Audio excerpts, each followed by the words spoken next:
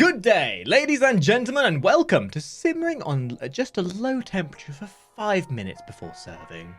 Otherwise known as a Tarkov video. And remember, before we do start, do make sure you drop by our Twitch, because we do record these on stream, which means you can actually join in with the recording process and actually join in with the videos themselves. And also hit up my Twitter so you can keep up to date with our daily streams and our daily updates and fan art that's definitely not Rule 34 related at all.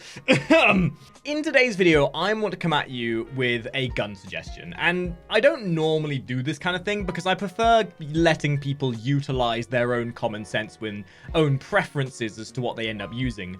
But as is my tradition, I like to suggest things that will help people learn, and this gun suggestion is definitely one of those. This gun will help you learn the process of modding, the process of ammo consumption, and how ammo can benefit you, and how you can go from a new player perspective with guns to utilizing a gun to learn to a veterancy level.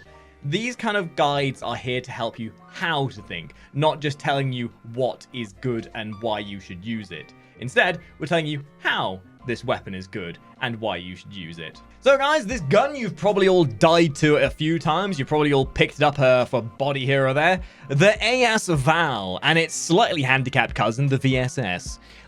These low caliber but high potency guns are all the rage, and you've probably wanted to give it a go yourself, but don't quite know how to get it to do the shooty shoot the best it can do. So let's go into detail as to what it is, why it's good, and how you do the do. For the broad spectrum of this video, we're going to specifically look at the AS VAL. However, the VSS is something we will refer to every now and again, because it is very heavily related to the AS VAL as a whole. So, the AS VAL is a 9x39 caliber rifle that comes silenced by default. And you might be thinking, that low caliber equals bad, right? Well, Jimmy, as I've shown with things like the PP-19, sometimes smaller caliber doesn't always equate to less potency. It's more so equates to just requiring a different strategy of play. And whereas things like the MPX, the MP5, and the PP-19 are pretty hard to optimize due to their expensive ammo at higher ends, the AS VAL and VSS respectively have a lot more variety and options when it comes to ammo choices and modability and simplicity in that regard as well. And in that element, they don't really sacrifice much in terms of potency for lowering the value of what you use, which in turn allows you a lot wider variety of options with less reduction of power. Adding to that just by stock standards alone, these weapons are very cost effective. Adding on to that, the fact that trying to put attachments on these things isn't even that expensive either. To then add to that you've got high fire rate and a low recoil, high ergo beast, really helps to alleviate the idea that the low caliber isn't really something to worry about. At stock value, the AS VAL and the VSS both hold relatively good stats, with the AS VAL holding a low vertical recoil of 44, which is good. Remember, the lower the vertical recoil, the better, and an ergo of 50. And the only difference with the the VSS, is that it starts with 53 ergo, and also the same vertical recoil as well, as they are both pretty much based on the same chassis. The VSS then comes in at an average of 45,000 rubles off the flea market, or traded from level 2 Prapor for 2 filters, or level 3 Prapor for 2 LNF screwdrivers and 2 metal scissors. But it can also appear as a scav item that you can start with, so you're likely to run across a couple of them as you go through your raids. And then the AS VAL, on the other hand, is specifically a level 3 barter item from Prapor for 2 GM counters and 4 MREs, or about 75,000 rubles off the flea market. So it's not really that expensive to get your hands on either of these. So as is evident, the VSS is the budget version, and both weapons share very similar modability. However, the VSS lacks in the stock modability. You are basically stuck with the wooden stock, which isn't necessarily bad by itself, but you can attach a forward attachment that allows things like laser sights and foregrips. My suggestion would be the B3 mount or the B3 combo, which gives one additional slot over the previous B3. Or my personal fave is for the forward attachment is the TOS 6P29M mount, which allows for 3. At that point, you can just attach whatever foregrip floats your boat and fits your price range. Any other laser sight that takes your fancy will do as well. And then at that stage, you got a gun that can basically rip and tear at any given time.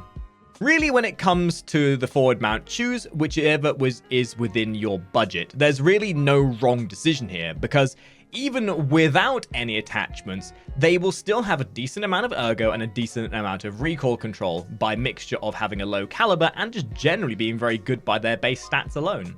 With that being said, you might be seeing as why the AS VAL and the VSS are considered great progression weapons. By default, they're powerful enough in their fire rate just to shred everything. They offer simplicity in modding, so that even with lack of modding, they're still very powerful. And within the modding, there's adjustability to fit personal taste, so you can learn the processes of modding in the process. And all of them are well within a decent budget and will cost less than an M4, but they have as much of a punch in the mid and short range as most M4s. The only downside is, for long range you might suffer. Just a little bit.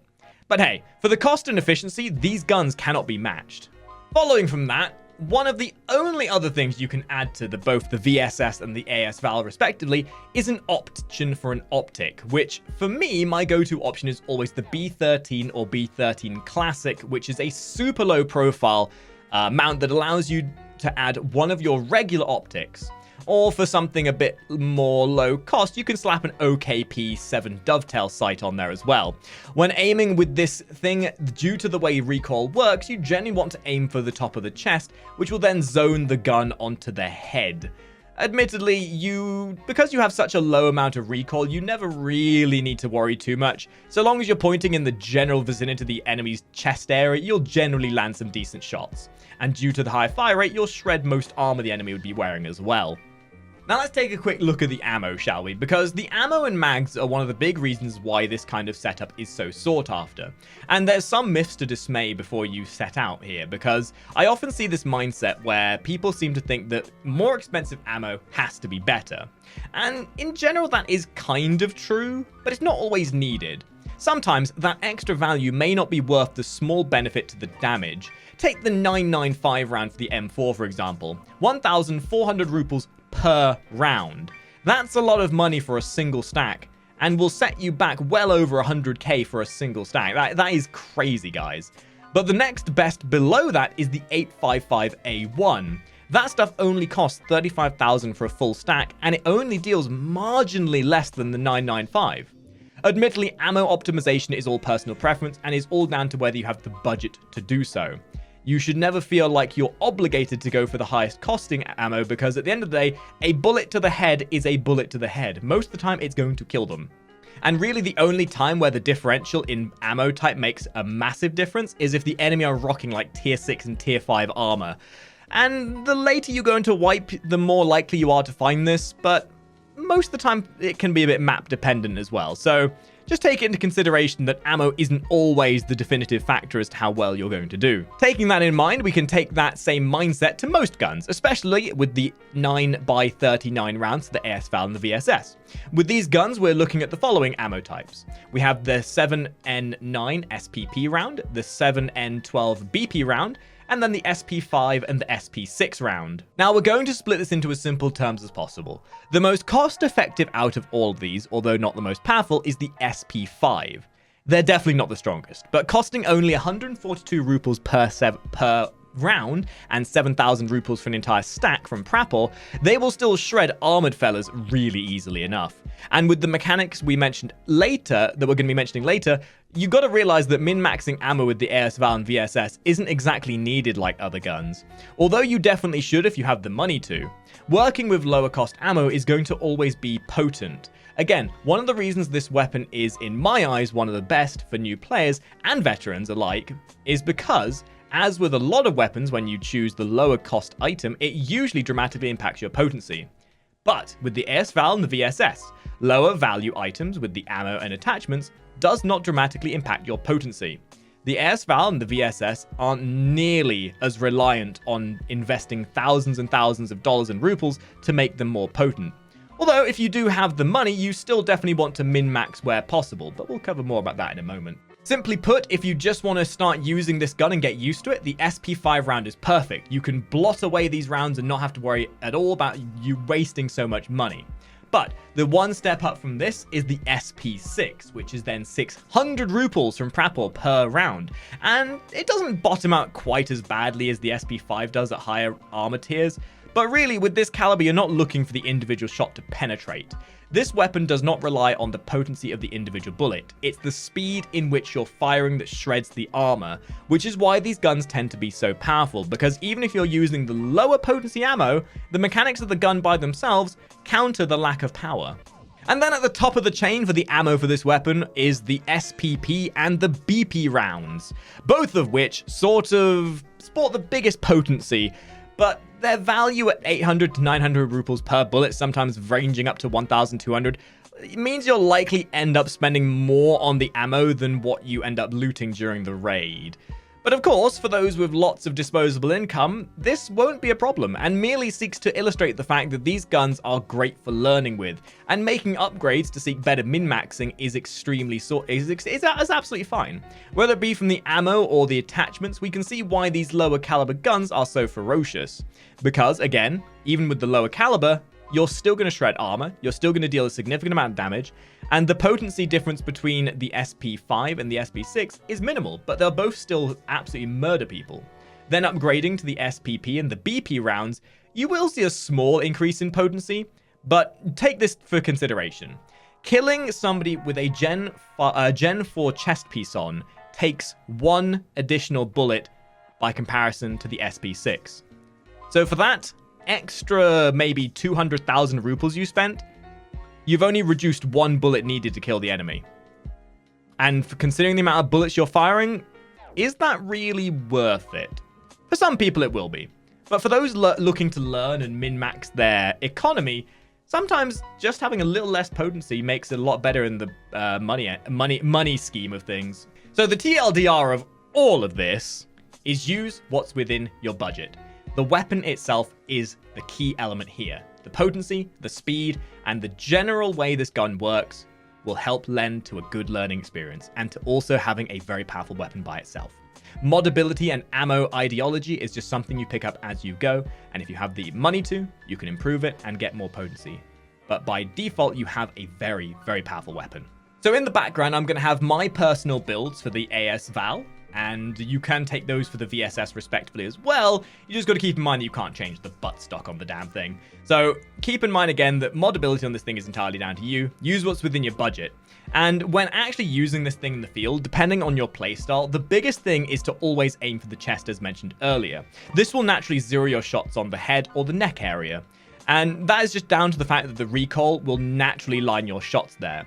Additionally to that, you can hold and spray or do short controlled bursts. Both mechanics will lend to nice tight groupings so long as you're aiming in the general vicinity of your enemy within about 50 meters, 50 yards even.